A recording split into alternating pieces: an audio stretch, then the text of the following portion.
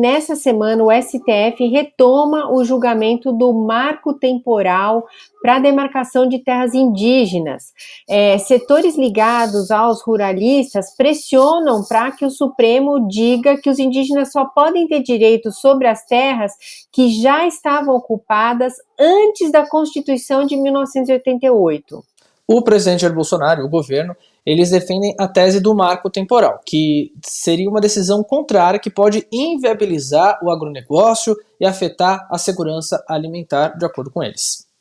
Agora, especialistas e a própria FUNAI discordam, porque as terras indígenas demarcadas ou em processo de demarcação correspondem a 13,8% do território nacional. Por exemplo, no Rio Grande do Sul, essas terras equivalem a 0,4% da área do estado. A média mundial de demarcação de terras indígenas é de 15%, segundo a revista Nature. Então, assim, a gente está abaixo da média mundial. E entre os 9 principais estados para o agronegócio, em 7 deles, o percentual de território ocupado por terras indígenas não passa de 1%, Hermínio. Isso são dados do Instituto Socioambiental. E eles dizem que esses números que o presidente apresenta são mentirosos e que eles só querem impedir a conclusão do que já está em andamento. O problema dessa tese do presidente é que ela despreza o histórico de populações indígenas que foram expulsas de terras, né? Então, alguns povos não estavam ocupando terras em 1988 porque eles tinham sido expulsos dessas terras antes de 1988, né? Então, nesses casos, a aplicação dessa data limite, que foi a data em que foi criada a nossa Constituição e tal, ela seria um critério muito injusto, Hermínio. E para falar sobre esse julgamento no STF, a gente recebe hoje o Felipe Recondo, que é diretor de conteúdo do Jota, site especializado na cobertura do poder lá em Brasília, principalmente na parte do legislativo e do judiciário. Felipe, boa noite, seja muito bem-vindo ao My News. Emílio, Miriam, obrigado pelo convite, é uma honra estar aqui com vocês. Oi, Felipe. Felipe, você que acompanha bastante o STF, o noticiário aí de Brasília, como você está vendo esse julgamento do marco temporal? Tem uma relação também com o julgamento da reserva Raposa Serra do Sol, né? Exatamente, esse é um assunto interminável, aparentemente, no Supremo Tribunal Federal. A gente vai ver que ele deve ainda demandar algum tempo do STF. Essa discussão ocorreu em 2009, quando o Supremo começou a julgar o caso Raposa Serra do Sol, e o debate sobre marco temporal já existia. E quando terminou aquele julgamento, eu me lembro que algumas questões ficaram, digamos assim, mal postas, e a gente sabia que haveria uma discussão futura sobre elas. Marco temporal, sem dúvida nenhuma, é uma dessas questões, e a gente, infelizmente, vê esse julgamento agora cercado, assim como foi de Raposa Serra do Sol, né, mas cercado de muita paixão e de muita polaridade. E isso não é bom para uma decisão do Supremo, que precisa de um pouco mais de tranquilidade para debater temas tão complexos. Eu queria que você explicasse, assim, quanto tempo você acha que vai durar? Porque tem já 39 pessoas inscritas para falar, né, nesse julgamento que começa na quarta-feira, são tantas sustentações orais. Quanto tempo você acha que dura tudo isso, Felipe? Sem falar dos ministros, né?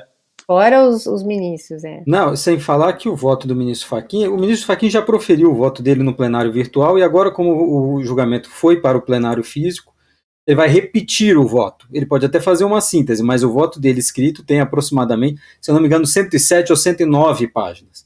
Então, até ler 109 páginas, a gente sabe que isso vai longe.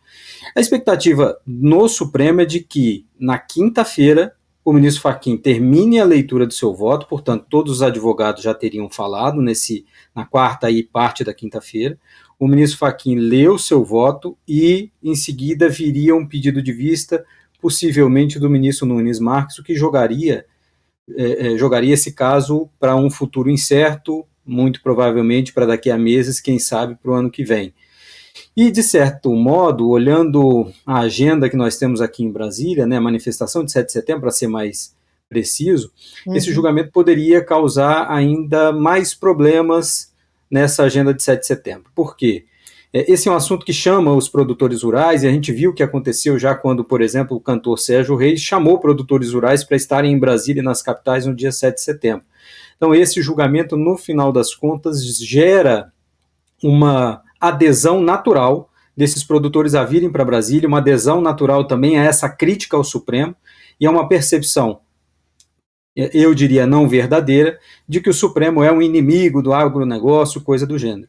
Então, muito provavelmente, esse julgamento seria interrompido até para diminuir um pouco a temperatura do debate, inclusive repetindo o que aconteceu em 2009.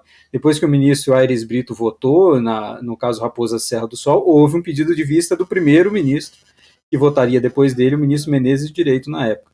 Então, nada muito novo, mas provavelmente a gente vai ver esse julgamento sendo adiado, ou melhor dizendo, a conclusão desse julgamento sendo adiada. O Felipe, é menos lenha nessa fogueira, né? Agora, uma coisa que eu acho muito curiosa desses julgamentos, né? Que essas sessões do Supremo, elas são gigantes. E às vezes a gente que não entende do juridiquês ali, está assistindo, ouve 2 horas de um ministro falando, e aí quando acaba a gente fica assim, será que ele votou a favor ou votou contra? E você me disse que você ficou viciado nessas sessões do Supremo, Felipe. Conta pra gente. É verdade, eu comecei a cobrir o STF há 15 anos, e sabe o que me fascinava? Eu cobria política antes, cobria o Senado. E o que me fascinava ao ir ao Supremo é que você pegava um caso desse, por exemplo, esse agora de demarcação de terras indígenas, eu mesmo já fui convidado uma vez pela FUNAI aí visitar uma etnia de recente contato. E é impressionante quando você sobrevoa a área, como ela é preservada. A mata é preservada. Por outro lado, a gente ouve os agricultores, ou mesmo os representantes, e eles também têm bons argumentos. Não dá para dizer que são simplesmente argumentos falaciosos, né? Então, quando eu ia para um julgamento, eu ia com uma ideia formada, sou a favor dessa tese. Aí eu começava a ouvir o ministro que votava contra, eu já mudava de ideia. Aí depois vinha um outro ministro, defendia aquela primeira ideia, eu falei, agora eu já não sei mais o que eu acho. Mas é interessante ver, quando tem um julgamento desses grandes no Supremo, para ver o debate de ideias e de argumentos. Nem sempre os argumentos são bem postos ou podem partir de premissas que não são tão fortes assim. Mas, de fato, Miriam, uma das coisas que acontecia muito, e eu via os meus colegas jornalistas, que às vezes não cobriam o Supremo há algum tempo, chegarem ao tribunal, e aí começavam a ouvir o voto de um ministro, e o ministro ia defendendo, por exemplo, o caso da semana passada, a autonomia do Banco Central, e ele defendia a autonomia do Banco Central, e os jornalistas já escreviam para a internet que o ministro X estava votando a favor da autonomia do Banco Central. E lá no meio do voto, ele falava, mas... E aí ele começava a desconstruir o argumento jurídico. E aí, coitado do colega que tinha escrito que o ministro ia votar num sentido, e ele acabou dando uma curva no meio e seguindo o caminho oposto. Mas é uma cobertura bastante interessante que cresceu nos últimos anos. Eu, felizmente, peguei o momento em que essa cobertura mudou, acho que radicalmente, que foi o julgamento do Mensalão, ou mesmo a própria composição de 2003, quando o ministro Aires Brito, Joaquim Barbosa, César Peluso entram no Supremo, aí o tribunal já está no movimento de se abrir bastante para a opinião pública. Inclusive, eu quero mostrar os 2 livros que você publicou. Você é um grande especialista no Supremo, né, Felipe? E eu também quero que você conte do podcast que vocês lançaram aí do Jota. A gente lançou um podcast chamado Paredes São de Vidro, está disponível nos canais do Jota, no site, YouTube e na sua plataforma de áudio preferida, para contar um pouco da história do tribunal, exatamente disso, viu, Miriam, de como o tribunal deixou aquele cantinho da Praça dos Três Poderes, deixou a descrição, era um tribunal que ninguém conhecia e se tornou quase como o assunto popular, assunto de bar, né? A metáfora de que hoje todo mundo sabe a composição do Supremo não é falsa, é verdadeira. E pegar o Supremo da década de 70, da década de 80, super discreto, alguns ministros faziam inclusive apelo para a imprensa para que dessem atenção para o tribunal. A gente vê na década de 90 uma tentativa do tribunal de popularizar, de abrir as suas portas para a opinião pública, e agora a gente vê esse momento de hiperexposição do tribunal, com muitas críticas, e é interessante olhar esse processo do ponto de vista nosso, né, Miriam e Hermínio, do ponto de vista da comunicação. de como o tribunal, não do ponto de vista legal, do direito, o que mudou, mas do ponto de vista da comunicação, de como os ministros discretos do passado vão dando espaço para ministros que querem dialogar cada vez mais com a opinião pública, ao ponto de alguns dos juízes hoje terem perfil nas redes sociais. Então, um pouco contar essa evolução, essa mudança de paradigma completa do Supremo da década de 90 até chegar aos dias de hoje. Pessoal, tá muito legal o podcast, recomendo para vocês. É isso aí, Felipe. Muito obrigado pela sua participação aqui no Jornal do My News. A gente se encontra numa próxima.